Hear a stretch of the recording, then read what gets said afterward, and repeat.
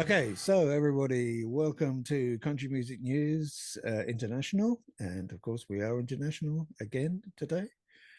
And we are way, way over there in Vancouver on the west coast of Canada.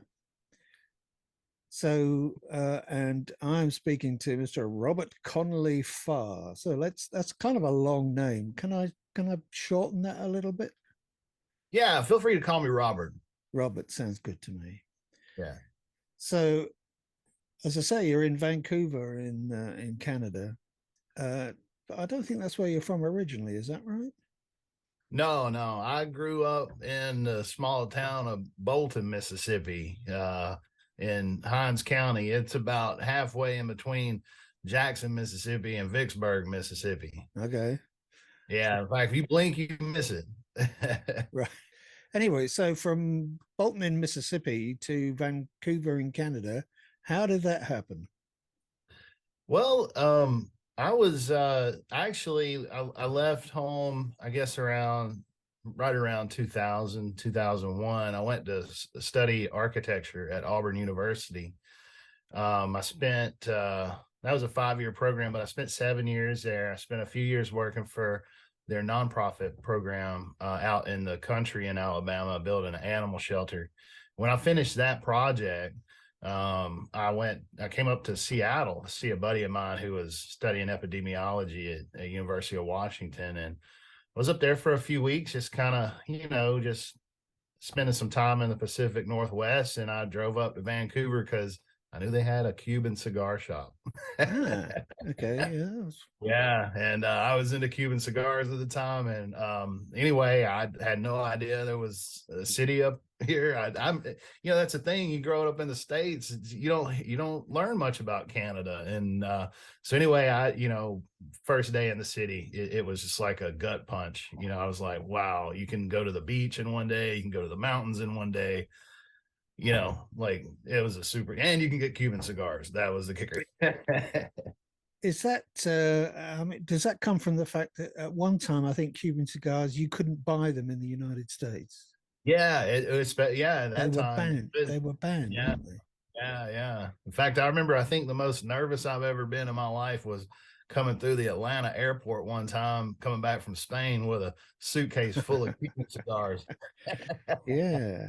Let's get to the blues because although we are Country Music News International, we're a pretty broad church, really.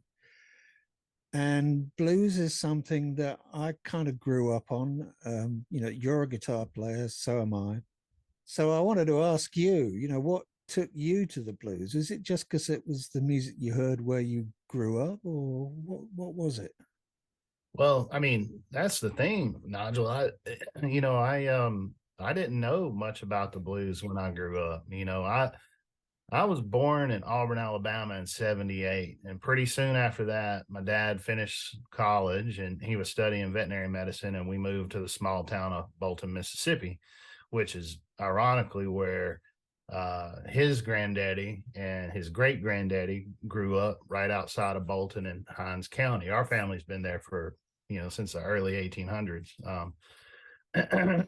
So having said that, growing up in Bolton, I mean, legends are from that town, like Charley Patton, Yeah, Earl right. Carter, Sam Chapman, Walter Vincent, the Mississippi Sheiks. I mean, I never heard anything about that when I was growing up. I never heard anything about it. Now, my papa, he'd come pick us up on Sunday afternoons as kids. We get out of church, he'd be at the house waiting on us. He'd take us out to the country, and that's where we learned to drive and shoot guns and fish and things like that. And he'd always, I remember him singing us Corina, Corina, Yeah. and I'm like, and I didn't get it. I didn't get it at the time. Like I didn't get it at the time, but I look back on it now and I'm like, did he ever see them playing in town? Like because he grew up there, in the 40s. And it's just the history there is just incredible. It's just incredible, and I didn't know much about it until after I moved to Canada, and people were like, hey, what about the music of your home? And I'm like, I'm listening. I'm like, you're talking about Skinner? Like, no, we're not talking about Skinner. Yeah. So when did you start playing yourself? Well, I started playing guitar when I was, 17, 18, 19. But it wasn't, I wasn't serious about it when I got my first guitar. In fact, I think I learned the first few chords to Smells Like Teen Spirit and Okay. called her a day, and a few years later, picked up the acoustic guitar. I had started taking a classical guitar class at a community college I was going to. And for me, music has always been, there's been something political about it. Like the thing that, like, I love music. Don't get me wrong. I love all kinds of music, but I am more drawn to music with a kind of social kind of agenda. So whether it be, southern rap, alt country, any kind of indie rock, but the blues, like, I heard about the blues when I was a kid here and there. You'd see the juke joints out in the country, right? And you knew something was going on. But, when I was growing up in the South, it wasn't very popular. Like there was still like this kind of unspoken segregation, so to speak, in some communities. And I think it was in 2017. I had been living in Canada for a few years by then, probably 8 years. And I took a flight home. We spent a day, rode up into the Delta, had some ribs and some catfish up in Clarksdale. And then we rode back through Indianola, back down through Yazoo City. And I stopped in Bentonia because I'd heard about this old juke joint that a buddy of mine had told me about. And he said some legends had played there. And I'd been going by there to take pictures of it just because it's this beautiful blue building right beside an old cotton gin next to the railroad tracks, and this little, quaint town of maybe a few hundred people. And when I drove by there that day with my dad, the door was open and we walked in, and Jimmy Duck Holmes was standing behind the counter, and we got to talking. And I immediately, I was like, oh, I think I've seen this guy on YouTube. And he was like, oh yeah, they got me all over the YouTube now. And I said, would you play a song for us? And Nigel, he played Devil Got My Woman. And it was just me and my daddy in that room with Jimmy that day. And my daddy will tell you right now, he said something happened that day. And it changed my life. It really did. I went back the next day with my guitar. I got Jimmy to sign it. I said, would you please show me some stuff? And then he came up to Vancouver to do a show that summer. I hosted him, took him all around. And we got to be good friends, and he's been teaching me ever since. And from my heart to yours, I owe a debt of gratitude to him I can't ever repay.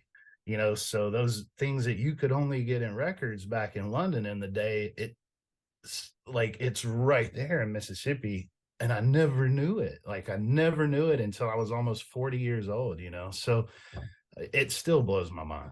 It still blows my mind. Anyway, let's move on a little bit. What I'd like to ask you about now is, what you're up to at the moment. So what's your kind of current activity with recordings, with new releases, with gigs?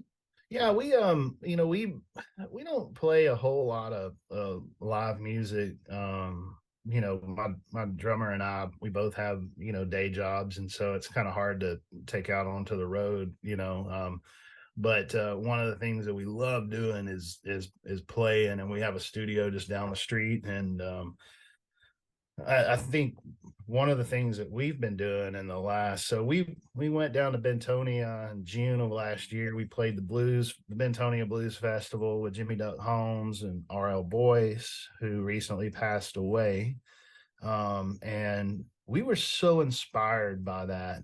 We've been down a few times. I go down every year a few times to spend time at home. And anyway, we went down and played that show. We're just so inspired by like how, like, you don't know what, it doesn't matter if you got a good PA system. It doesn't matter if the guitar strings broke. It don't matter. Like, you're going to play some music, everybody's going to enjoy it. Like, and it's electric, man. It's undeniable. And so we came back, and I'm always recording. Like anytime I've got a guitar and I'm playing, I'm recording on some kind of device because the songs come so quickly nowadays.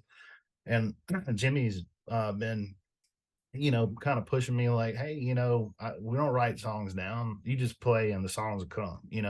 And so we wanted to make an album where we kind of tried to do that. And that's what this last album, Pandora Sessions, was. We just set up some microphones in our studio space, and I had 3 songs written, I think, for that album. And I was like, well, let's just record us jamming, and let's record us singing just whatever comes to mind. So I'd like hit a lick on the drums, and I'd start playing, the lick that, just felt good. And then I'd sing some words. And then, man, we ended up getting 14, 15 songs, and like and they just came out of nowhere. And it was just like, and it was all stuff that was like I'd never played before. So you asked me what I've been doing the last 2 months. I've been trying to learn the songs that came out from that album.